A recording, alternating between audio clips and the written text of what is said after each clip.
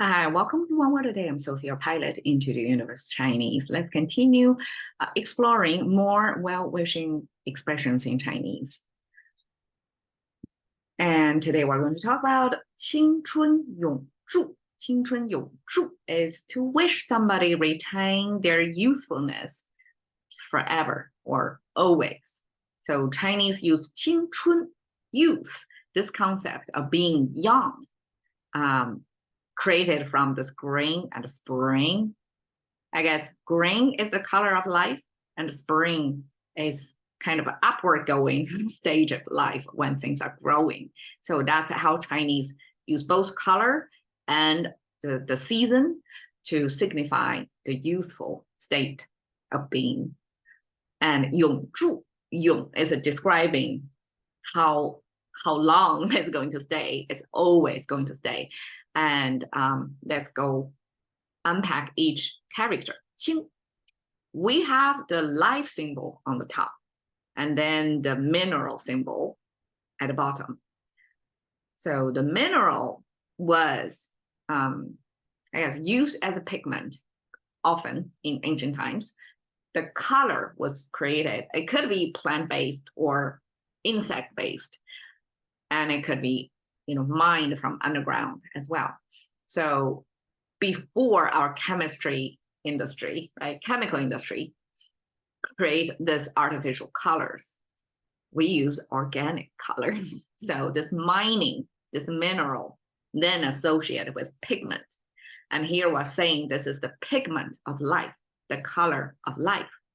In Chinese, color of life is defined as in between. We actually use the color of life to express both the tree, the color of the mountains, and the water, the color of the ocean. So if you look at some ancient Chinese rendering, the same pigment was used to describe both the lake, the water body, and the mountain. And that's the color of life. So life was expressed by this trident-looking thing, that is the plant. And then this plant is growing through two layers of horizontal line. First layer is the ground level. You can see plant is growing above the ground, right? But it's rooted under the ground as well. And the second horizontal line is this indicator to point to the fact that the plant still have its root under the ground. So that means the plant is still alive.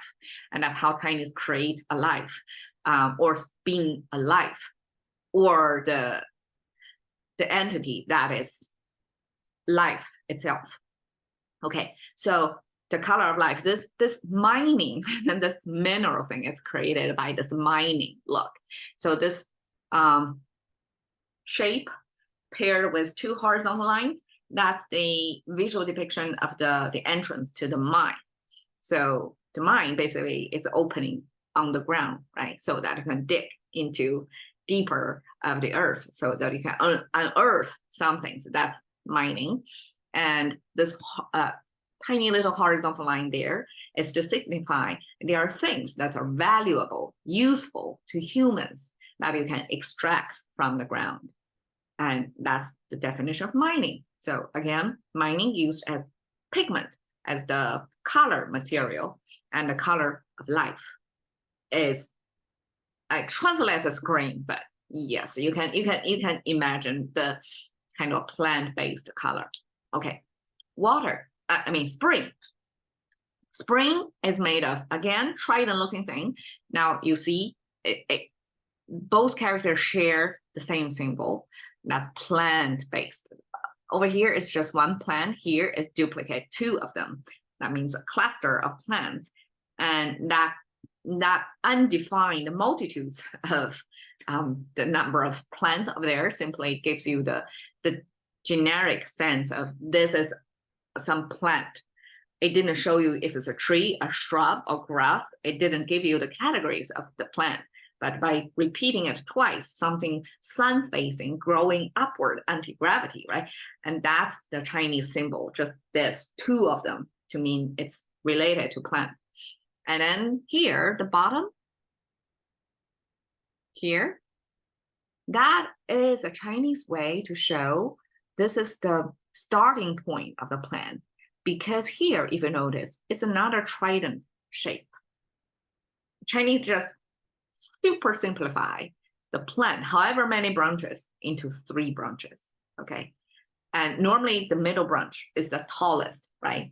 So therefore, this horizontal line is kind of going this way, with the middle one poking through. This is the ground level. The horizontal line is the ground level. It's kind of like this, right? This is the ground level, the plant growing from. But the difference is this one, the plant, the majority of the body of the plant is already above the ground, versus here, this is mostly underground, with only the tallest tip of the plant, the first breaking through the surface of the soil. And this twisty shape is the long root of the plant. It's still going under the earth. So I guess Chinese visualize this this symbol to mean it's the early stage of the plant, even if it's developing underground, but above the ground, it only shows the tallest tip of the plant. So in English, we like to express the tip of the iceberg, right? Here, Chinese is showing the tip of the plant growing in there. So this is the beginning life stage of the plant. And we have the sun symbol over here. So basically it's a sphere, but because nobody bothered to draw a perfect circle anymore. I mean, probably we cannot draw a perfect circle as a language user, and as efficiency required. Like we cannot keep trying make our perfect circle, right? So Chinese solution is come with kind of an oval shape with a horizontal line going in it. That gives you the sense of this basically is a sphere, and horizontal line signifies there's energy coming out of it, just like this mining thing have this horizontal line to indicate there are things that's useful for humans, like through the opening of this mine entrance. And over here is that there are things that are, you know, humans we can feel. That is the light and the energy, the warmth coming from the sphere, and that's Chinese definition of the sun. And so now you have 3 symbols in here: the plant, generic plant, and the plant, the specific plant in its early stage, still growing, and plus the sun. That means it's really when things are growing, when the sun in the spring is giving you that warmth, giving you that energy, that this early stage of plant is going to grow into more plants out there. So that gives you a visual sense of when things are starting to grow. And that's defining the springtime. So basically draw out a picture of what's happening in spring from the plant's perspective to show you that's the time when things are starting to grow. But it's not a full grown plant like over here, like already out, majority out in the ground, above the ground yet. This is kind of semi at a very early stage of plant growing. And that is the springtime. Okay, always comes from this water flowing sign, but then with the side flowing. And in Chinese, the whole thing means continuation, means nonstop, and always have this supply. And we use water to give you the sense of this continuation. The stream is going to continue. And just before the episode, I finally got a sparkle in the mind of why this sideway thing kind of gives you the sense of always. I'm picturing it, the flowing of the water. It's not like a tap water, okay? That's an industrial age invention to make a convenience of contemporary living. Ancient times, water existing in its natural habitat, which is coming from the mountains, flowing down, and growing in its body, become bigger river, right? So it started little streams and gets bigger.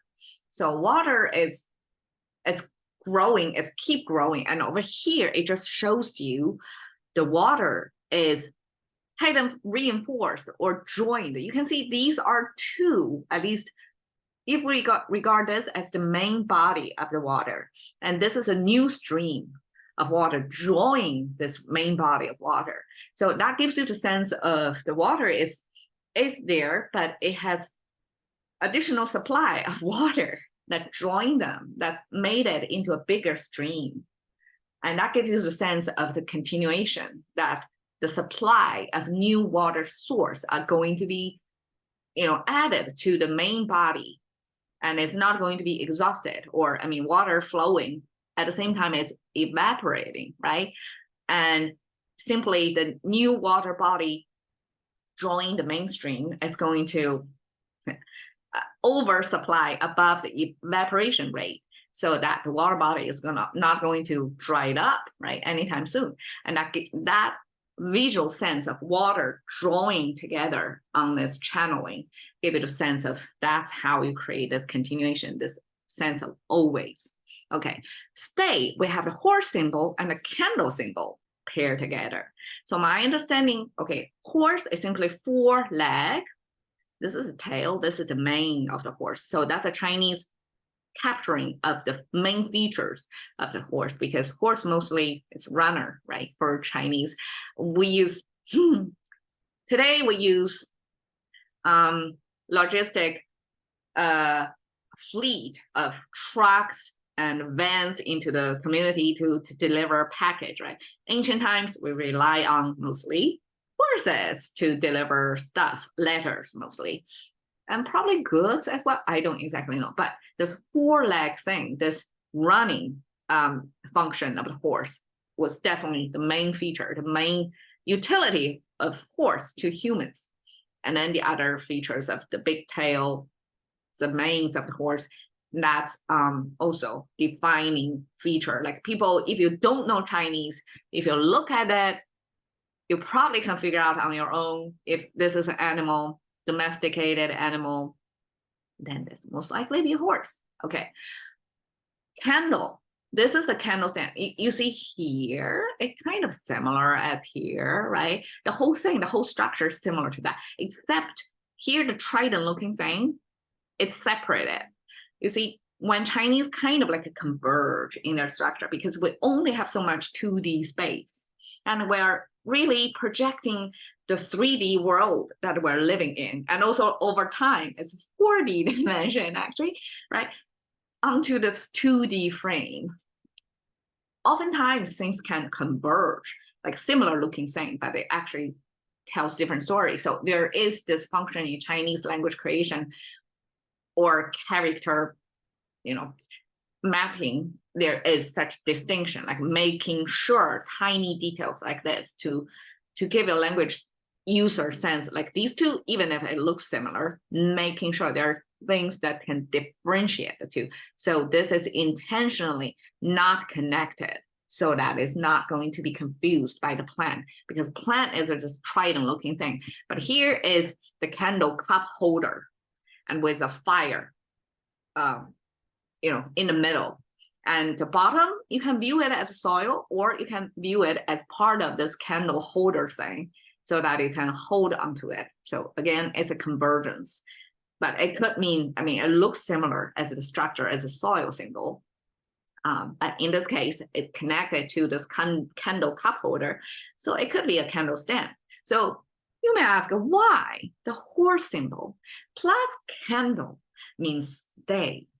The whole character means the horse stand up, not moving, not galloping, not using the main functions of the horse, which is galloping, moving through space way faster than humans can do, right? Paired with the candle. Candle means upright, means standing in there.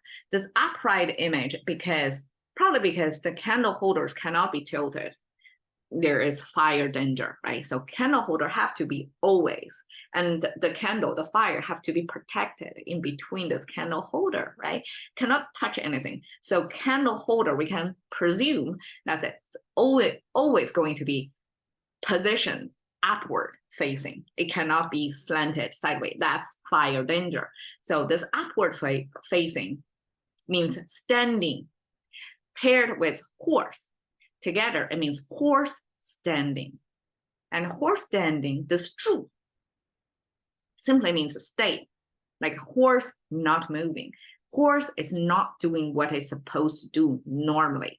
It's standing upward straight as if it's a candle holder like.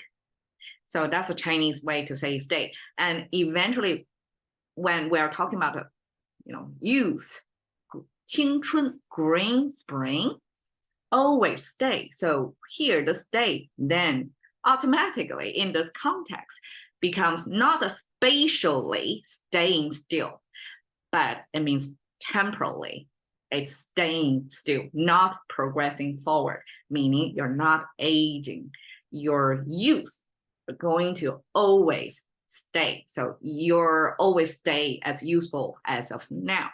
Okay, that's 青春永驻, and that's one of the well-wishing expressions for Chinese. And I guess the mapping to English would be forever young. We're wishing somebody forever young. So when I'm trying to explore the concept of forever young, the best picture, best visual representation of that is this weightlifting and planking under heavyweight grandma. And she 71 years old from Connecticut and is a champion in lifting. And I'm so inspired by this. And I think this is the ultimate definition of what forever young means. It's not about the wrinkling of the skin. It's what's below the skin, the muscular, the cardiovascular, the skeletal, everything packed underneath the skin. And most importantly, the spirit under the skin, that you can push yourself to be so buffed up at such advanced age, become a grandma, but still you can do this. I mean, I definitely cannot do that without training. So this 青春永驻, I'm inspired by this picture, and I want to connect this. When we're wishing somebody forever young, this is not given. This is worked toward to. This is something you can give yourself the gift of being forever young by doing something as radical.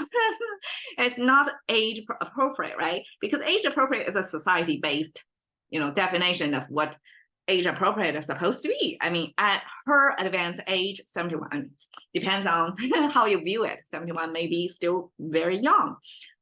You can make yourself very young and do amazing things by training yourself up to that.